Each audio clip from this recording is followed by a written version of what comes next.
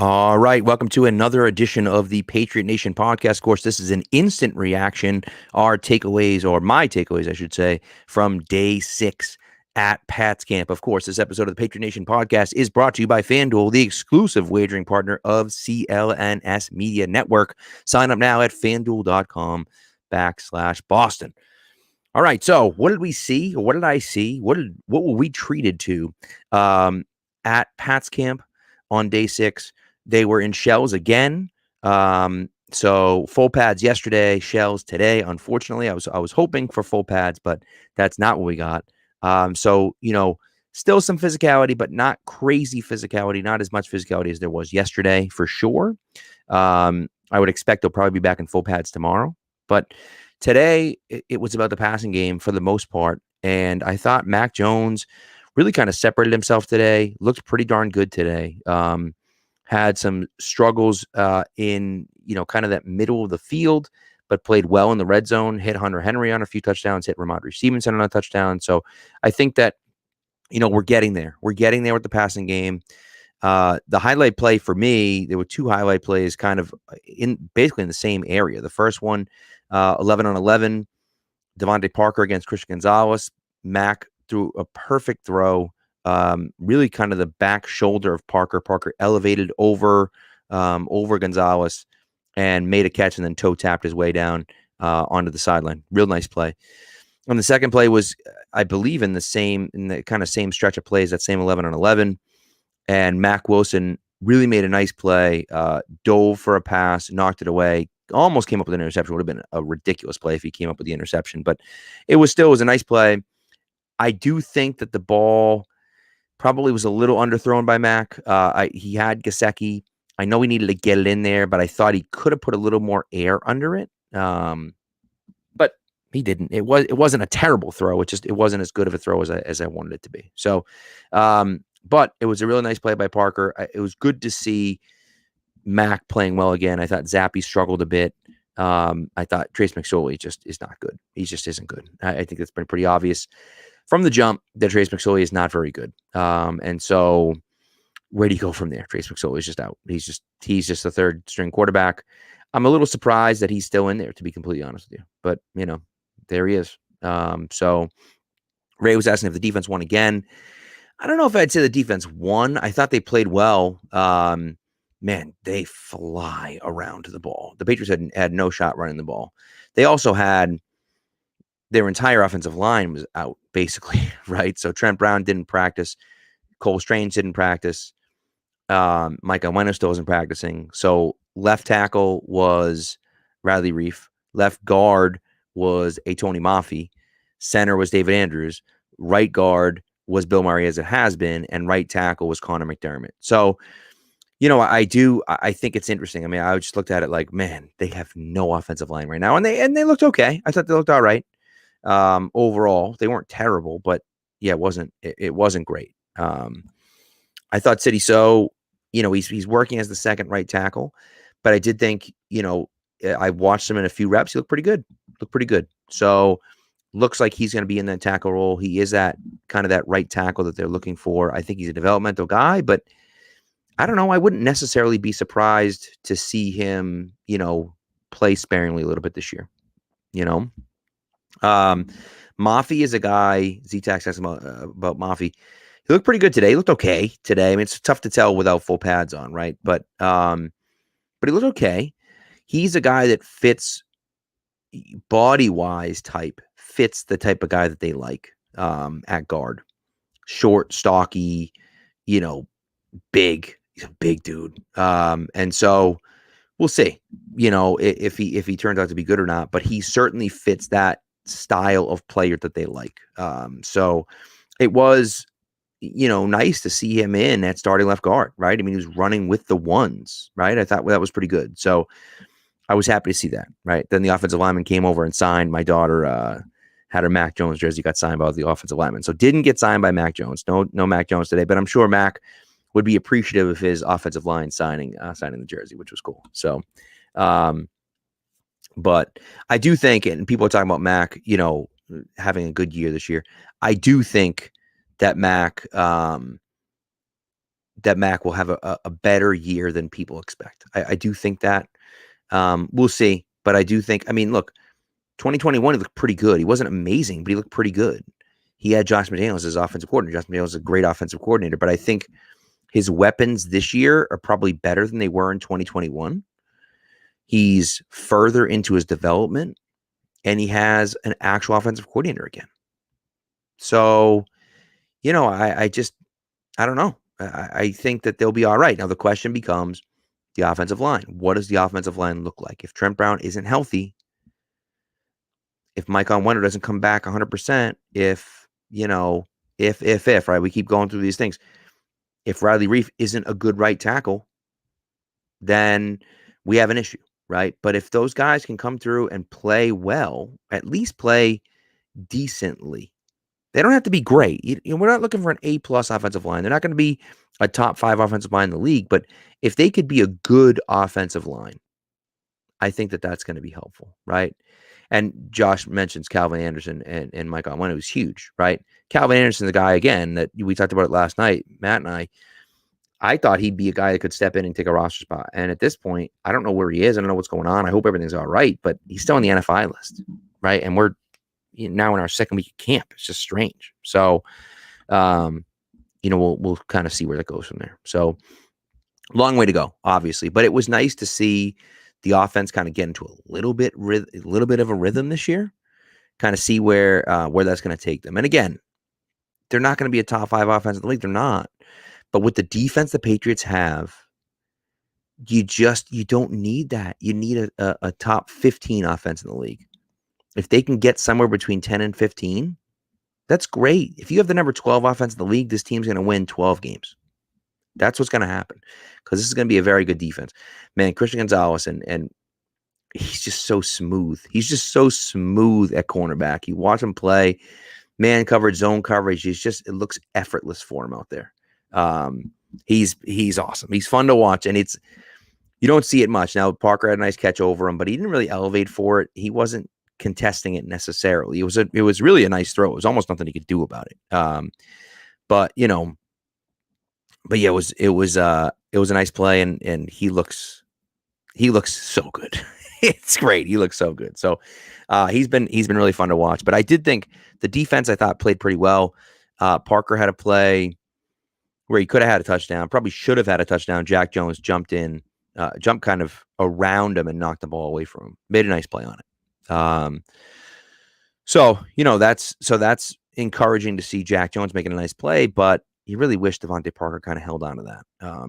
Josh Bledsoe had the only interception I saw of the day. Marcus Jones had a really nice play. I think it was the throw to Parker. I think the throw was to Parker on a corner route by Mac.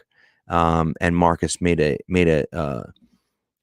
jumping, leaping, knocked the ball away, which was really nice. So that was good to see. And the one interception that I saw was Josh Bledsoe and Trace McSorley just with a terrible read.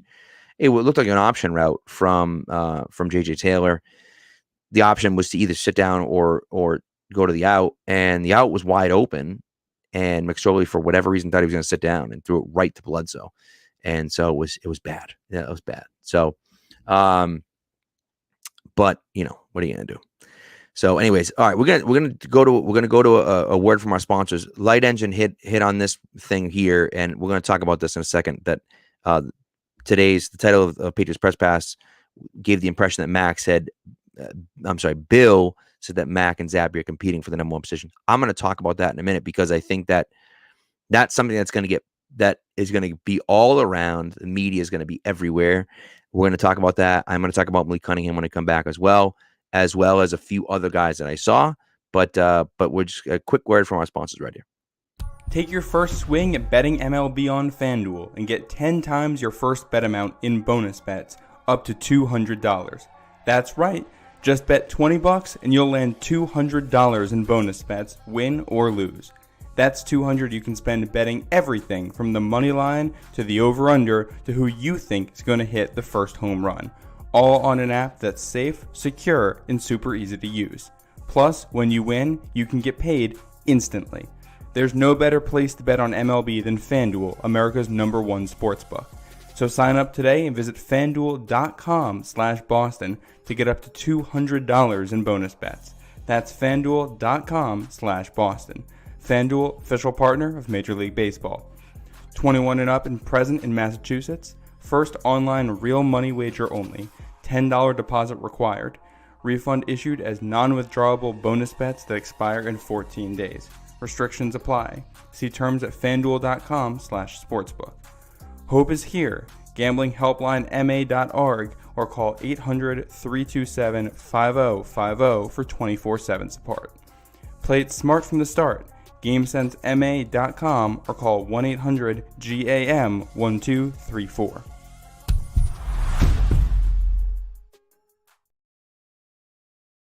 Let's get into what Bill Belichick said about Mac Jones and Bailey Zappi today.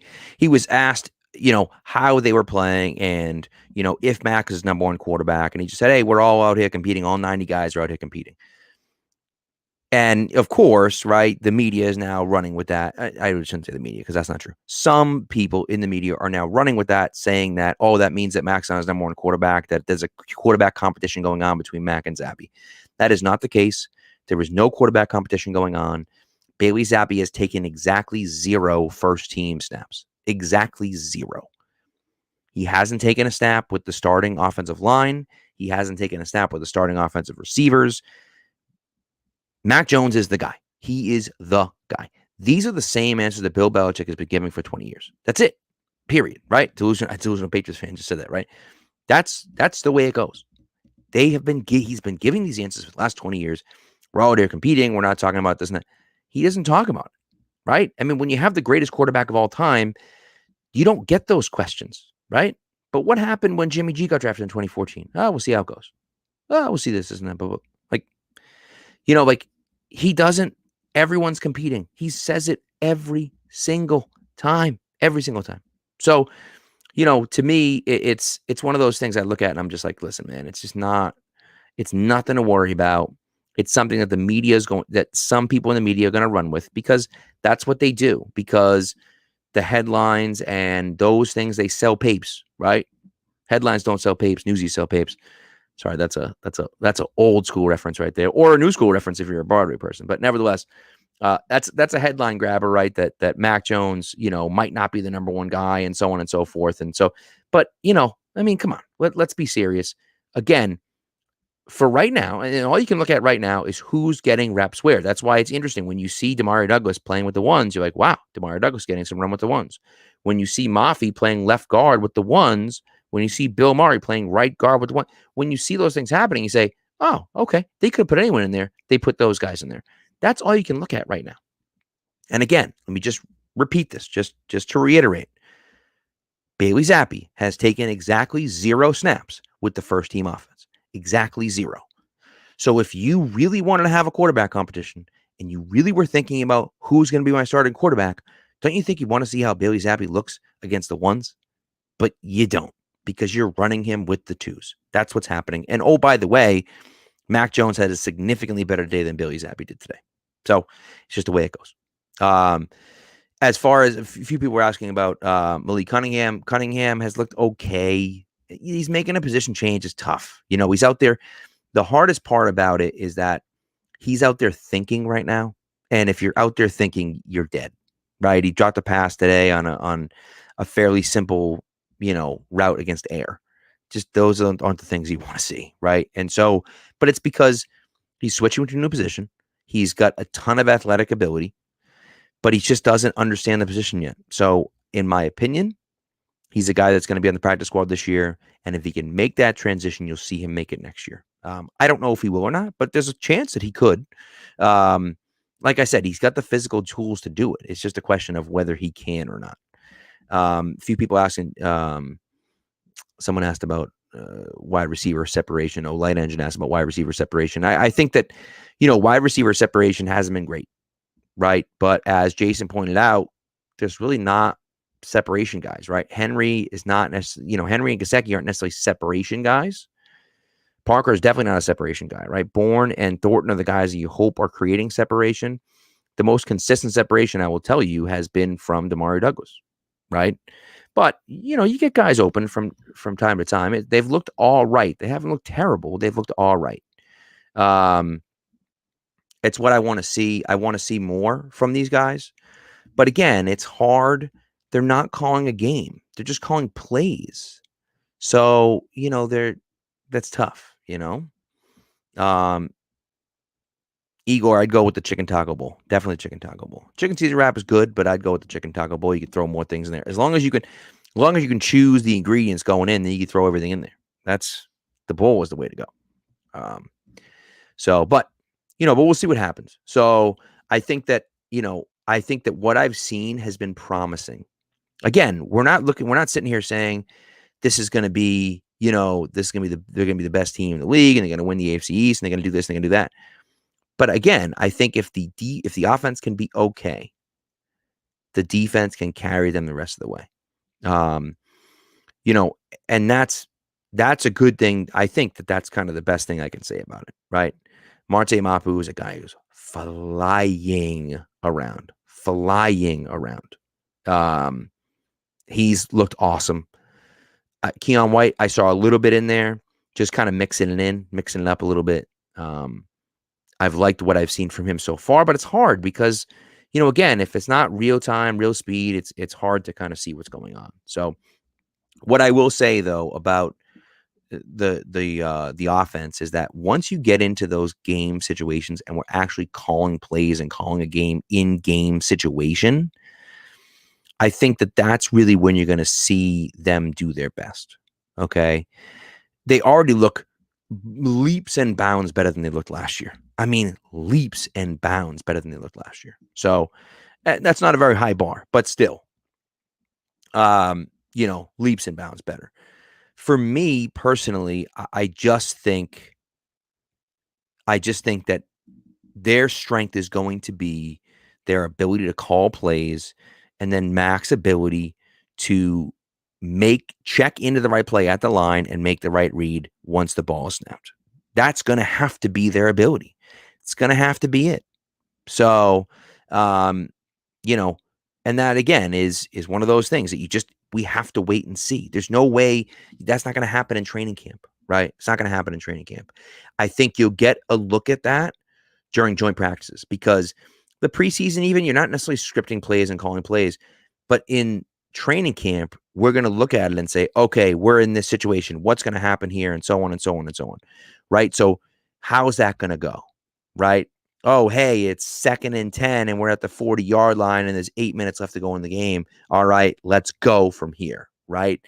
And so I think that's part of it for me, right? Where you can kind of see that and they can run situational plays against the offense and the defense. Now, that defense doesn't know what the offense is going to do. They're coming out running something different. And so, the reason I like joint practice is that's almost the game. That's almost bigger than the preseason game because the preseason game, not all the guys play.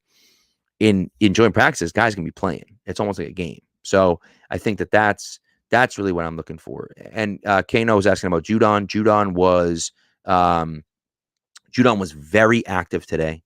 Played a ton 11 on 11. Was on the field most of the day. Judon is fine.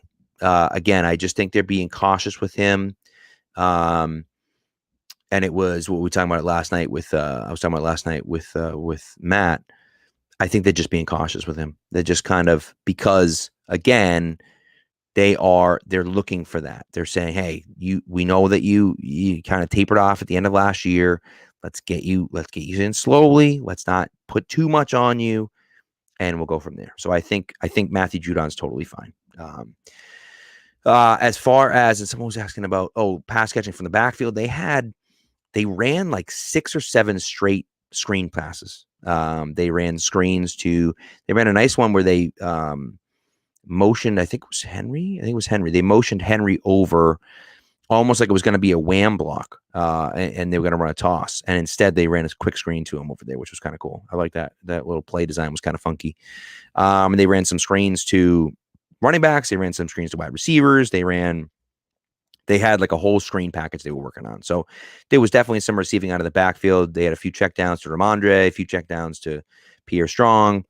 And so that was good. So I was happy to see that. I think that that's something that's going to be a staple of their offense. I think you're going to see a whole lot of RPO stuff. I think the RPO screen game could be interesting, right? Where you have the running back, you either look to see if we're going to run it or we throw that quick screen. So someone asked about Tyquan Thornton. Tyquan Thornton's been silent.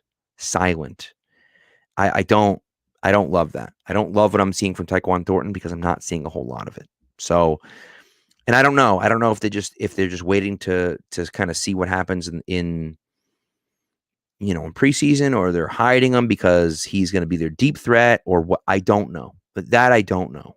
But but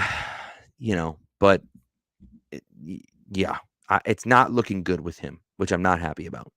So, I don't love it. But again, who knows, right? There's a possibility, right, that they're saving him for the regular season and he looks fine in the regular season, right?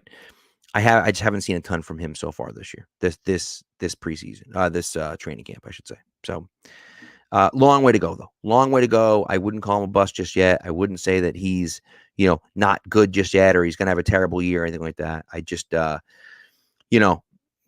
think that it's one of those issues where let's just see what happens. Let's be patient with it and go from there.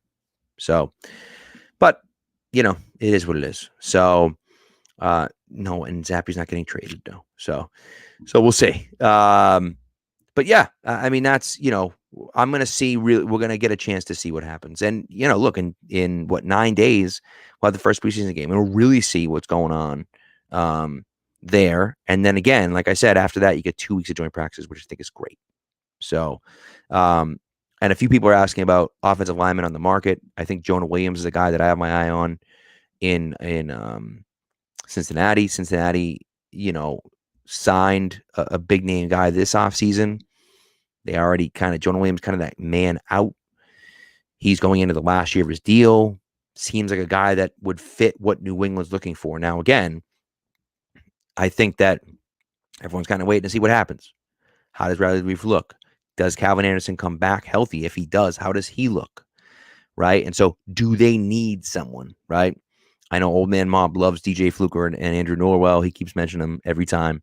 And I'm with you. Like, I think that those guys could be, decent players. Now, the question is, are they better than what you have right now? I don't know the answer to that question, right? The Patriots obviously don't believe that they are. Otherwise, they'd be on the team, right? But if the Patriots are looking at that and saying, yeah, we cannot survive with Riley Reiff as our right tackle, or we can't survive with Trent Brown as our left tackle. Well, if that's the case, then you have to go out and get one of those guys, right? And I think I will say the tackle depth I don't think is terrible, right? I think you have two, and again, I don't know what City So is but I think you have two decently competent guys at tackle behind your starters, right? You got Trent Brown, right? You have Riley Reiff, and then you have Calvin Anderson and Connor McDermott and City So. Like, unless you look at those guys and think one or two of those guys are terrible and we can't survive with those guys, I think they have enough depth at tackle to be good enough, right? And we'll see. And you're right, one leg whip away from disaster. It's true, but I mean, what are you going to do? Are you going to pay a backup tackle, $7 million to be your backup, to be your third or fourth string tackle? Like, it's one of those things, right? So, but that's the way it goes. And no, they're not going to ask for a first round pick for a guy who's not going to be their starting tackle and is on an aspiring deal. It's not the case. It's going to be a fifth. It's going to be if Connor Williams gets traded, or if Jonah Williams gets traded. Okay, he's not playing right tackle for the Bengals right now. He's not. No, he's their third tackle right now. So if he gets traded, well, La'el Collins, right? La'el Collins is coming back. When he comes back, he's going to be their starting right tackle. So he's going to be their third string tackle. If he gets traded, it's going to be for not much. It's going to be something, but not much. Unless they're not confident that the other guys can stay healthy, right? And maybe they say, we're not moving them no matter what, because we've seen what happens when your depth gets hit and we're worried about winning the Super Bowl this year, right? I don't know. So the Jets are not giving them a first-round pick for Jonah Williams, but that's okay. Nevertheless, either way, so I think that it's going to be interesting to see what happens. Look, that's okay. I can be wrong about that. If I'm wrong, listen, I'll tell you something right now. If the Jets give a first-round pick for Jonah Williams, whoever you are, Mr. Snoopy, whatever, if the Jets give a first-round pick for Jonah Williams, I will pass the mic over to you and let you do one of these. We'll let you do a full hour live on our network and say whatever you want. Okay? There's your deal right there. If the Jets trade a first-round pick for Jonah Williams, you can do that. Go ahead. So, nevertheless. So, but either way, okay? So I just think, look, long way to go. I think the Patriots overall have looked fine offensively. They've looked fine offensively. There's a long way to go offensively. Defensively, this team is awesome. They're going to be fun to watch defensively. And so, I'm looking forward to that. And again, we can look forward to the 10th, of course. But I think what we're really looking for is those joint practices the next week. But so anyways, all right, that's all I got. I appreciate you guys coming through. I don't know the next time we'll be doing this, but we will we'll see what happens. Okay. Thank you for being active in the chat, everyone. Really appreciate it. Love interacting with you guys. Thank you so much. And we'll be back. We might come back and do one of these instant reactions. If not, Matt and I will be back early next week. Oh, good question. That's a good question before we leave. Sorry. Old Man Mob's asking about who needs a breakout year this year. I mean, listen, Tyquan Thornton breakout year would be unbelievable. A Tyquan breakout year would be great. I don't know if that's going to happen or not, but that would be my pick for most helpful for the Patriots to be Tyquan Thornton breakout year. But I think the guy you really need to have a breakout year this year is Mac Jones. He's the one that you really need to have a breakout year. So we'll see, but I think that's the guy. I want him to take a step forward and really kind of prove that he's a true starting quarterback in the NFL and one of those guys that deserves to be. And again, he's not going to be in the in the Joe Burrow. He's not going to be in that conversation, right? But I want him to get into that Derek Carr conversation where he's a good starting quarterback. He is, a competent player that you can win with, right? And maybe you don't want to pay him $40 million a year. That's what the Raiders ran into. We don't want to pay him $40 million a year, but he's good enough that we can win with him. Right. And so I think that's the guy for me that I'm looking for to step up the most. But yes, if you go through the list of wide receivers, right? Tyquan Thornton, KB, Parker, I thought had a decent year last year, so maybe not a breakout for him, but that's kind of where I'm looking at. So anyways. All right. Well, thank you very much, guys. Appreciate it. And Barmore, it's a good one. Old Man Mob. I like that. So lots of guys, lots of young guys that we're hoping to step up, but a lot of potential for this team. So we'll see where it goes. All right. I'm out of here. Thanks very much, guys. Appreciate it. And I will, we'll be talking. I'll talk to you soon. Hopefully this week. If not, beginning of next week.